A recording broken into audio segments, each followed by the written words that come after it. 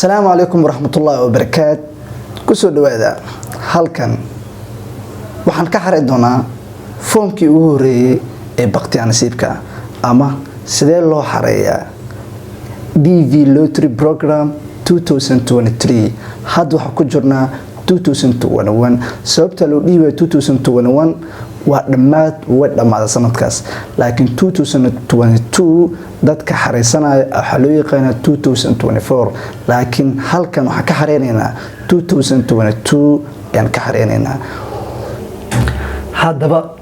waxa leedahay waqti ku hiray mise waqti uu si soconaya wuxuu bilowday saan u soo sheegnay 6 October wuxuuna xirmaa ku dhahay 9 November caawa taariikhda Mareykanka isbedelaysa waxay noqonaysaa 23 October hadaba min qabri hirtay waxa hirtay kaliya 10 iyo 7 bari hadaba ka faa'iideyso intuu ka xarmin barnaamijkan waa aad ku nasiibka badan laga yaaba adigu saaxiibkaaga mise mid kamid ah familkaaga inay aad u nasiib badan yihiin u sheeg inay xareystaan intuusan ka xarmin sidee loo xareeyaa hadaba waa su'aashaas sidaan ayaa loo xareeyaa hadda waxa gal doonaa safxadda Google ama Chrome kadib Chrome noo soo kicin then marka Chrome noo soo kicin waxa noo qoraysaa dvprogram.state.gov then marka click ku siiso waxa ku soo bixi doona warbixinadan marka warbixinta ku qoyso waxa tahay entry form macnaheedu waxa tahay meesha aan ka bilaawayno barnaamijka aan u socono marka click siiso waxa ku soo bixi doona safxadan waxa ku qoran code yar codekaas geli saad u gudubtid safxadda kale kadib waxa gelinaynaa codekeena codeka marka gelisay right click there mise enter then waxa ku soo baxayo part 1 information keeda qofka xogtiisa ugu horeysa meesha ka buuxinayno then qofka xogtiisa waxa ka buuxinaynaa last family ayaa ka bilaabnaa qofka tusaalahan oo kale qofka hadda xareen waxa waaye last family giisa Ali Hassan Ali marka awowgiisu waa Ali awowgiisu markasto farto waxa ka dhigaysaa capital taas muhiim awowgiisu waa Ali qofka magac loo xareenayna asagana waa Ali abiisu waa Hassan then waxa imaanaynaa su'aasha labaad jawaabteedu waxay noqonaysaa dumar ma tahay masrag ميل انجلينا waxa soo sheegnay qof magac oo Ali ah okay Ali goormo dhashtay Ali wuxuu dhashtay maalinkaas 1996 waa tusaale oo kaliya marka magaaladu ku dhashtay Ali wuxuu ku dhashtay magaalada adiga ku ila tusaalahan oo kale Burco Muqdisho dhimalahan okay Burco intee ka tirsantahay mise wadanka ku dhashtay Soomaaliya ka tirsantahay Burco waa su'aashii shanaad su'aashii lixaad waxa waay ma loo ogolahay wadankaaga in xareystaan DV program qaybta hore oo soo sheegnay qaybtii toddobaad waxaan gelinaynaa baasaboorka xogta ku qoran magaca qaybta gelinaynaa tusaalahan oo kale awowgiisa waa Ali asugu waa Hassan aabana waa Ali then marka Ali gelni passport number loo baahan yahay passport numberka marka gelinaysi B ka bilaabaysa oo laakiin capital wax walba soo sheegnay waa capital then marka gelinay xogta waxa gelinaysa expire date waqti uu dhacayo passportka Ali tusaalahan Ali wuxuu ku dhacaa 8 August 2015 wuxuu ku dhacaa 8 August 2022 waa tusaale okay then passportkan securitygiisa waa Soomaaliya waa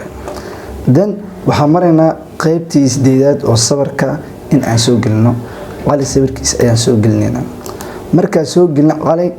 wuxuu degan yahay mail address marka option mail addresska meelaha optionka ka tag waxa ka bilowda addresska caadiga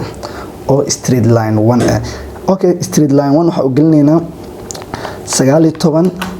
D/8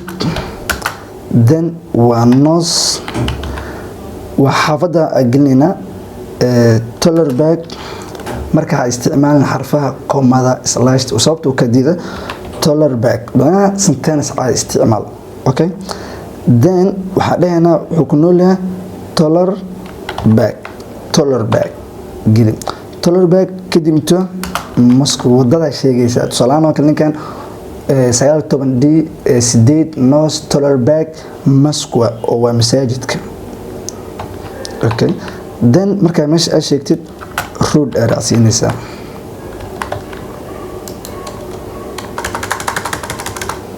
okay road then line 2 waa option iskaga tag caasimada waa Dhaka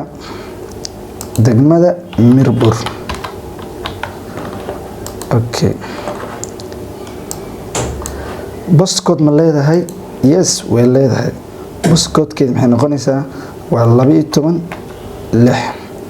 waa postcode-keeda waxa dhahnay waxay noqonaysaa postcode-keeda 12 marka laakiin inta ka tirsan Bangladesh yes maanta ku nool yahay Bangladesh okay phone number-ka waxa gelinaynaa Ali tusaalahan oo kale Ali wuxuu leeyahay phone number-kiisa waa option laakiin mar walba waxa wanaagsan inaad qortid qofkan numberkiisa sababta laga yaabaa foomkan numberka ku qortid in laga soo xiriira macquul ah sida ugu macquulsan marka numberkiisa gelinayna oo Bangladesh oo ku isticmaalayo then 8807 numberka marka gelino then waxaan u baahanahay okay numberka waa gelin waxa u baahanahay sidoo kale emailka qofka emailku waa muhiim hadda emailka asixin sababta waxyaabo badan ay ka halaabi karo sababta emailkan xog badan lagu soo diri doona dot emailkiis marka gelino marka email la marayo afwan waxa ka dhigaynaa small marka Ali emailkiis marka gelinayso waxa ka dhigaynaa small tusalaan emailka small ka dhigo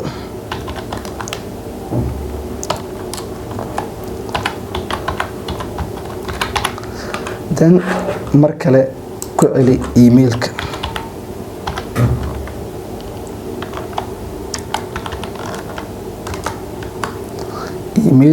ayaan ku celinay then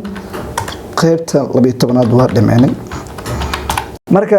waxa marinay gmailkiisa waa la soo galiyay kadib heer jaamacadeed waa Ali then unmarried waa kadib marka unmarried aad dhahday waxa sameynaysaa carruur muu dhaday hadda aad dhahday waa married waa ina carruur tirada waa shaqada kadib continue aad dhahaysaa marka continue marka dhahday waxa ku soo baxayso safxad dheer safxadaas waxay ka tarjumaysaa qaladaadkaaga inaad dib u saxdid laakiin damar aad samid waa problem hadda salaano kale waa kana waxa lagu dhahaa dalacal aad tabanayso qalad go back barton ulaba qaybta ku had salaano kale anaga tiin oo kale waa saxanay wixiina barton waxa dhaanay abuwe waa Ali asiga qof loo xareynaa waa Ali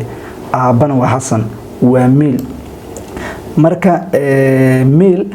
then Ali goormo dhashtay January 1996 Burco Soomaaliya saas ina u fiirsa laga xogtaada Ali Xasan Ali waa baasaboorkiisa waa kaas baasaboor numberkiisa iska weyn lagu leeyahay baasaboorka waqtigu dhacay hubi baasaboorkiisa bixiyay sawirkaaga meesha waa laga helay waa qaybta ugu dambeysay waa qayb sagaad mailing address-kaaga qofka meesha uu joogo waa ka Dhaka Mirbur waa kaas postcode-kaaga tan ugu dambeyn su'aasha 10aad lagu weydiinaa waxay tahay maanta ku nool yahay Bangladesh numberkiisa ka hubi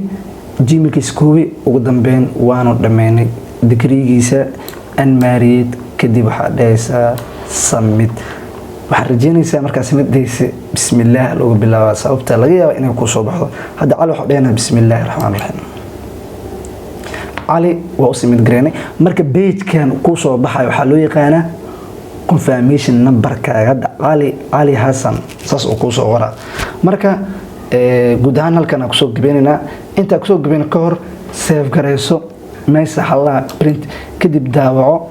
kadib xogtaada meesha dhigi karta dhigo ma dhiskatooba dhiganaysaa adeeg ku tala salaam anaga waxa dhiganay foomka Ali foomkiisa qorayna علي حسن علي waa u dhameynay marka confirmation number kan ayaa muhiim ah confirmation number kan waa aragtaan confirmation number kaas 7 May ay jawaabta bixin doontaa waxaan u rajeynaynaa Ali inuu ku guuleysto dhamaanteena waxaan sugnaa waa 7 May inta video kale kulma doon waxaan leeyahay sidaas iyo amaana